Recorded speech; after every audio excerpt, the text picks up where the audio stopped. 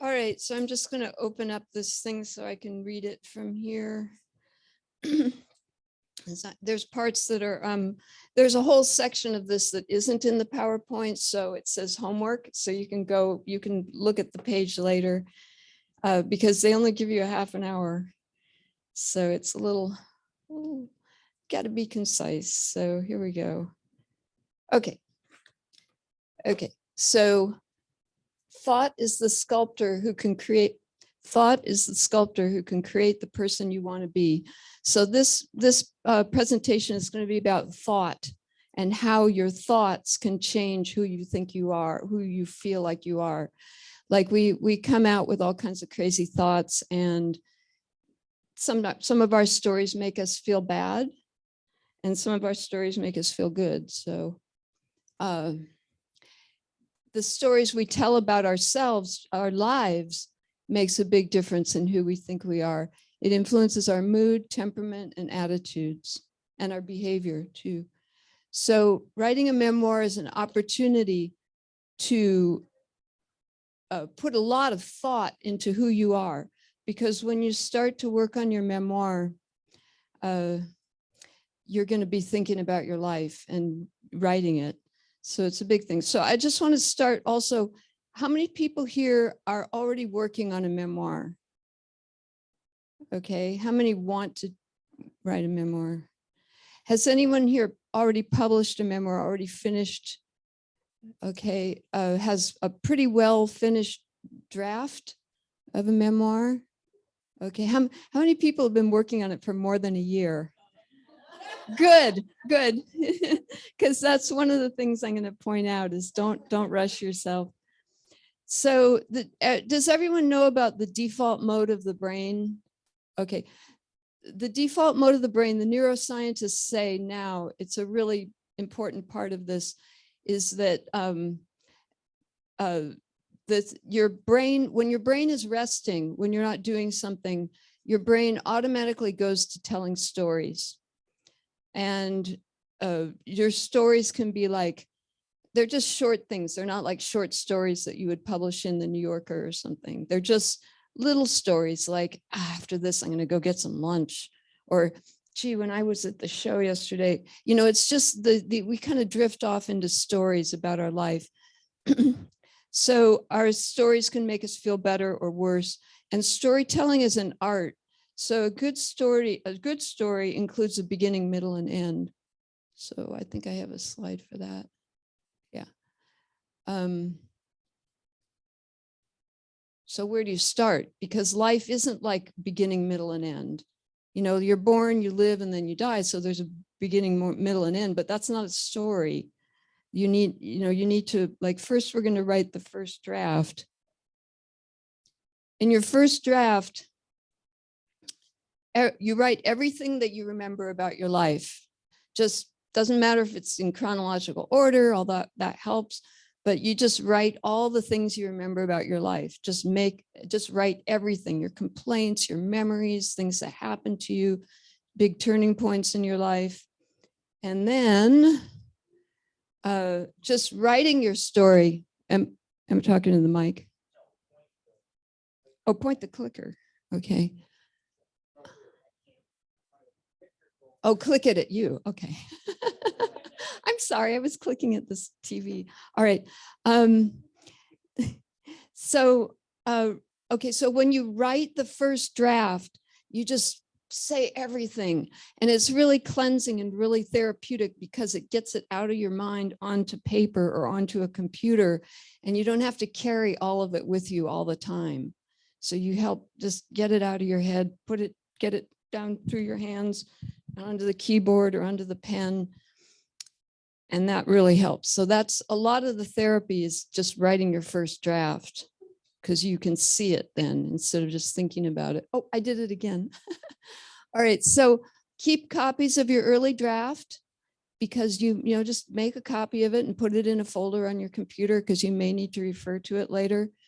People sometimes just go through and they don't keep copies of their draft, because it doesn't matter, your computer, it's only a few megabytes. Okay.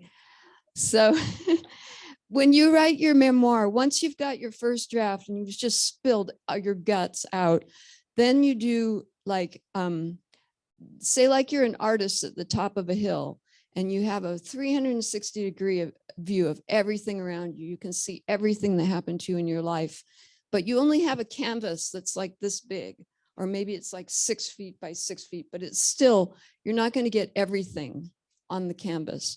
So you, as the artist, decide what will go in the canvas. And this is where you start to work on your plot.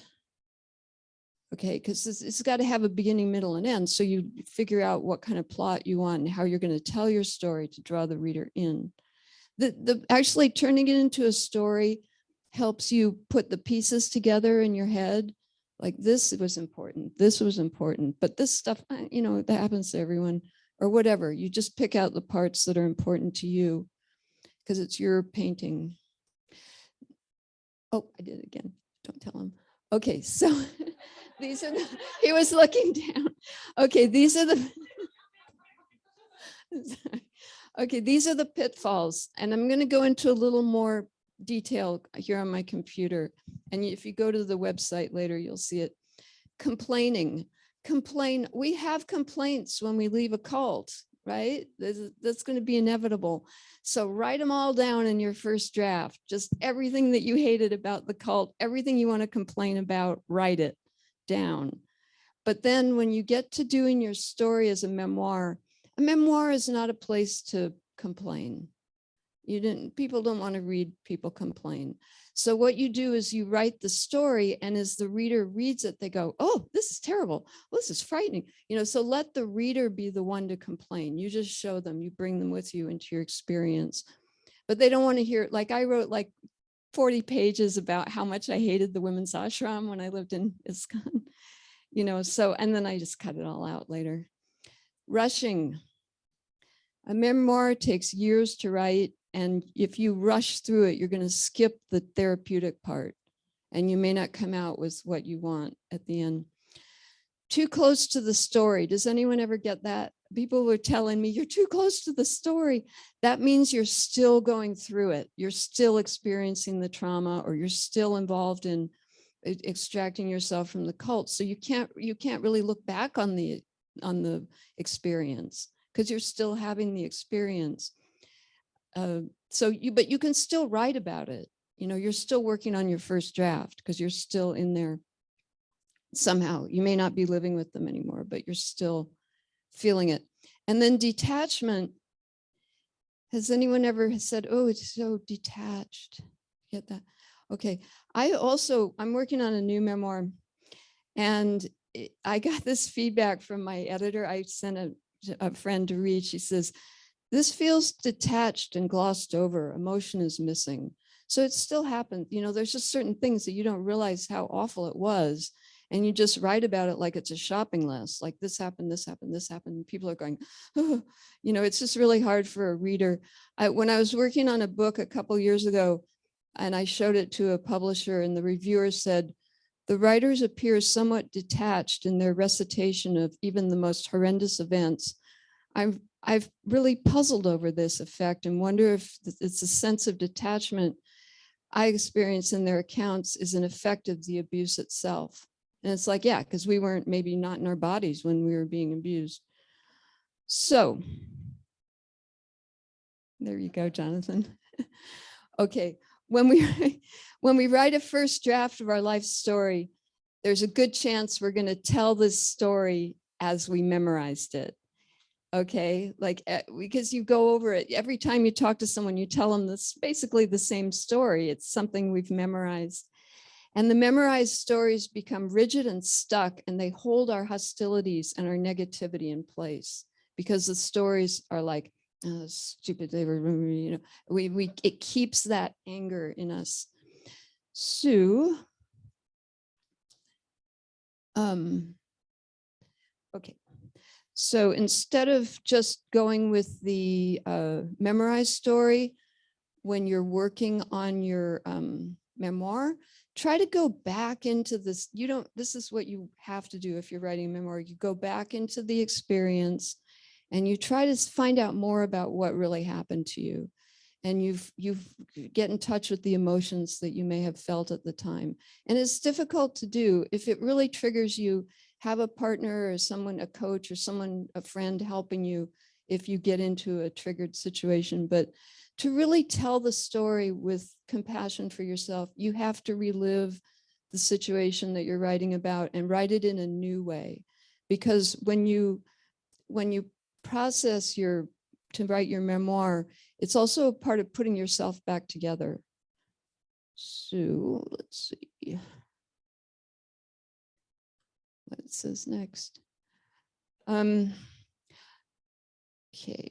Okay, decide on the story you need to tell. So you need to tell a story or you wouldn't be writing a memoir. So find out what that story is that you need to tell people. So like Michael, and then when once you have a plot in mind, like I want to tell this is what I want to tell, then like Michelangelo said, he said, every block of stone has a statue inside it. It's the task of the sculptor to discover it. I saw the angel in the marble and carved until I set him free. So once you have your plot in mind, what you want to tell, get out your draft at whatever stage it's at and just start reading it. If something doesn't move the plot forward, you just cut it out. Like like in my new memoir, I wrote like 40 pages about all my childhood pets. Okay, and maybe I'll have a little bit about my childhood pets, but it's not going to be 40 pages. Okay, because that would just be, it doesn't help the plot at all, except that I had pets when I was a kid. So let's see what else we got here. Okay, working title. This is very important. It's sort of like, you want to give yourself a working title. It doesn't have to be the title, but something to center yourself around, like an elevator pitch. Like you've got a quick thing about what your book is about. And your working title might be like, this was my life, or this is how I got out of the cult, or here's who I am now. Any kind of phrase. It can be really long too. Just what you want to say, try to put it into words, and then you can have something to be centered around when you're writing it, because you know what you'll be wanting to write. And you can edit the working title. You can change it anytime you want. And the working title could turn into the real title, or the real title could just come out of left field that you weren't expecting. So when you're writing a memoir, it's a chance to piece all your parts together and form a more accurate perspective of your life. And as you rewrite your memoir, you're rewiring your brain and you're rewiring your memories and your stories that you tell yourself. And that's it. So if you want to look at the website later, you can look at that. And I want to open it up to questions and answers.